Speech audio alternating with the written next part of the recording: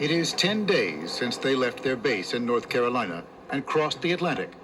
Now, the 26th Marine Expeditionary Unit reaches the Mediterranean and continues onward to the Middle East, final destination unknown, as America's roving 911 strike force for the next 6 months. Copy that. Control for aircraft 3, fuel for aircraft 3-3.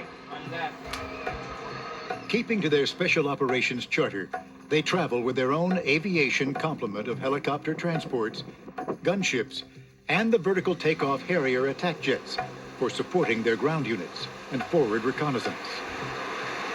Go with the SOP. Good. I think I'd put a little more effort on studying like some of the threats that may be faced with that probably wouldn't put as much effort into before. You know, what kind of missile defense systems these other countries have and things like that.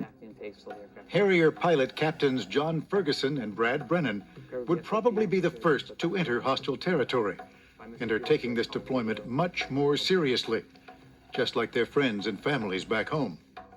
I'm getting emails, calls from people I haven't heard from, seen in a long time, showing support, wishing us well, which is really nice.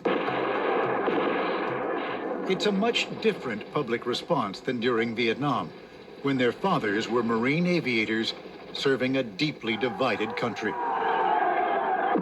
He got out in the early 70s, and he said when he came back to the United States, he got a job flipping pizzas and pumping gas, and that's the only job he could get, and it was kind of a disgrace, he felt. So we talked about that. So did Corporal Chris Spiegler with his Vietnam veteran father. He considers this deployment to be somewhat of a delayed validation of his father's previous commitment to his country and the Marine Corps. He'd tell me what it was like back then in the 60s and how he'd come home and, people, they'd call him a baby killer or, any, bad things like that. And he's really proud, basically. I come home and the town has a parade. Corporal Spiegler is now a crew chief on the same type of helicopter his father flew as a Marine in Vietnam. There's only 4 females on the ship right now in the Marine element that have the probability of seeing combat, and those are your flyers, which there are 4 of us. As a helicopter crew chief, Corporal Jennifer Weiss is responsible for all of the mechanical and electrical operations on her craft, as well as manning the .50 caliber machine gun that protects it. What you do every day at work, that reflects on somebody else's life, because you're responsible for that maintenance on the aircraft. If you don't take your job 110% seriously, you could take that person's life in your hands. So you have to sort of have a bond there. 2 of her colleagues were killed in a crash this summer during the intense workup training leading up to their deployment. Because of the unpredictable nature of their mission and the special operations they must be able to perform, all of the different specialties that make up the Expeditionary Unit spent the previous 6 months working together on a variety of tactical scenarios they might encounter, including biological attacks and urban combat. All right, drop your gear off, come right back. The guys we've been together about 1.5 years, 6 months with this view. We've trained together, we've trained hard together. These guys are chomping at the bit. Hey, we're gonna do something, we're gonna do something. I mean, they're ready. They really are. This is what they joined the Marine Corps for, to get in the action. Gunnery Sergeant John Halpin is part of the Marines' elite force reconnaissance platoon, the eyes and ears of the unit, which goes into new areas or behind enemy lines in advance of the main force. The mission, to locate military targets and terrorist groups. The people that are already in Afghanistan, our job is just that much more critical to get the reconnaissance, to find out, pinpoint where those groups may be. We're professional soldiers, whereas these terrorist groups, they're not professional, unorganized. I mean, any yahoo can take a car full of explosive and drive it into something, all right? With us, we're more disciplined, well organized, and we're well structured. That makes a difference. The major difference for Gunnery Sergeant John Halpin on this, his 4th deployment, is being able to communicate with his wife by email, even if he can't disclose where he is or what he's doing.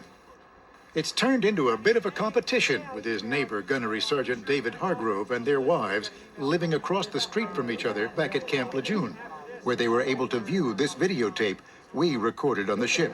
Well, we compete on who gets the most email, or who emails the most. We did that. So I email about every day or every other day. And he asks me to email a day.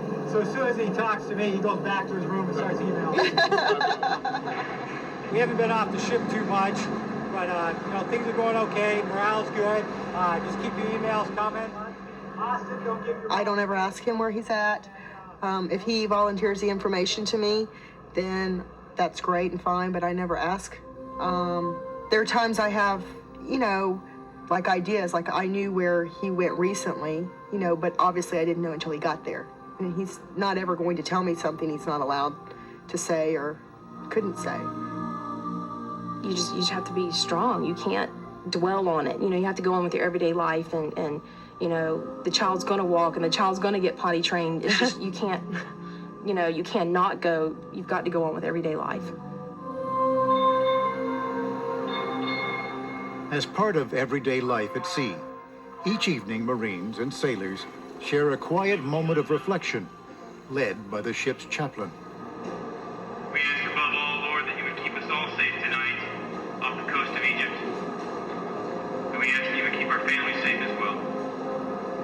Lord, in your mercy, hear our prayer. Amen. All right, stand up. Let's go. When we return, the first order to send in the Marines comes off the coast of Egypt. All right, stand up. Let's go. Move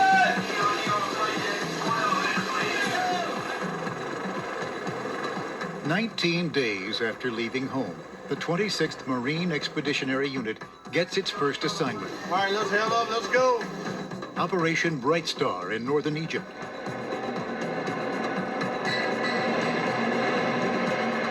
A desert training exercise with coalition forces. The timing and location make it their last dress rehearsal with live ammunition and their first show of force in the region. This is not just a training exercise. This could be, you know, something where we just need to be prepared for whatever. So it's hard to compare it with the past because the world has changed here recently in the last 6-7 weeks.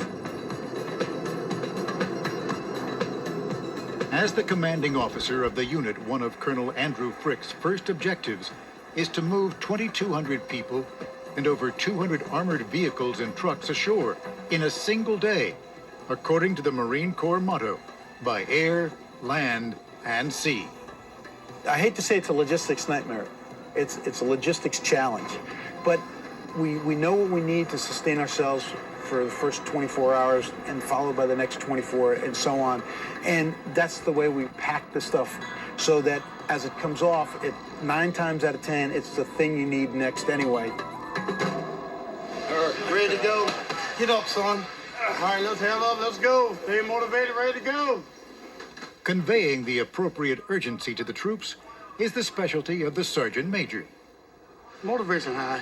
Motivation high, because that's what we train for. I mean, you go through 6 months of workup, and we know it's all game and play. Then you get something like what happened on the 11th of September this year. Marines get motivated.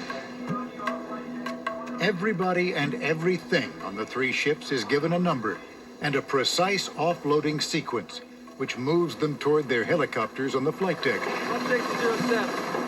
or their landing crafts below decks.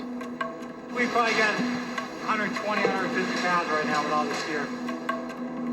Gunnery Sergeant Halpin's reconnaissance platoon will go ashore by helicopter, carrying everything they need to function immediately.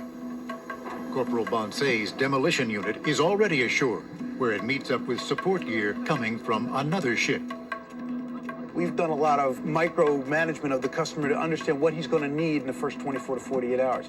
We know that water, chow, and ammo are the 3 biggest things that the customer is going to need up front. Sir, TACP shoot. The colonel's focus on customer care for his Marines is part tactical necessity and partly a result of his previous assignment, working with the Sears Roebuck's logistics group for a management exchange. On the critical first day going ashore, he moves quickly from ship to shore to remote outposts to guarantee same-day delivery of everything they need. In a matter of hours, the Marines turn an empty patch of desert into a fully functioning forward military base. What makes them different from most military units, and true to their expeditionary nature, they must be totally self-sustaining for the first 15 days, wherever they're sent. The combat elements set up remote camps throughout the area, which they'll move almost daily for both security and training purposes. At the same time, the support elements construct a headquarters base near an Egyptian army facility. It will eventually include a full surgical hospital, gym, chapel, satellite telephones and full internet connectivity, and a military-strength laundry manned by a rifle squad of Marines. Somebody's got to do it. A strikingly non-military mess hall offers 2 hot meals a day for the troops who can get back to the main base. Check your weapon for clear. Both mess decks are open. But only after they have made sure to clear their weapons for safety reasons and wash their hands for hygiene purposes. The same combat support equipment and expertise the Marines use to build a base in less than 24 hours can also be used for humanitarian missions, like their past assignments in Somalia, Albania, and Rwanda. A humanitarian mission is just as likely in the context of this crisis as a combat assault. Our focus area is really to relieve the initial suffering. We have food, we have water. We can provide that immediately on site, within an hour. We bring general purpose tents, much like you see out here today. And again, we can have those up in support of about 300 men, women, and children in the course of 3 hours. Knowing that they may be called into combat at any time, the Marines go through drills like these to prepare for treating real casualties. We have all the normal trauma resuscitation equipment that you would expect, from being able to put chest tubes in, IVs, fluids, antibiotics, to just the basic human comfort items that you would need, such as sanitary napkins, diapers, soap. We are very much like the Peace Corps in terms of our compassion, our comfort, and our trying to rebuild, but we do still carry weapons for security purposes. When we return, the Marine reconnaissance team hooks up with coalition forces as a special operations rehearsal new urgency.